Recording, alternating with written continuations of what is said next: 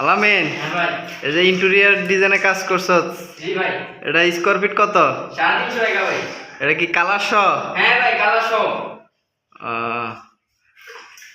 খুব সুন্দরভাবে ফিনিশিং, হ্যাঁ কর্নার স্টিক সবকিছুই আছে। যেন জোড়া মোড়া একবারে একুরেট ভাবে ফিনিশিং দেওয়া। মজুমদার বাড়ি আব্দুর রহমান মালদ্বীপ প্রবাসী।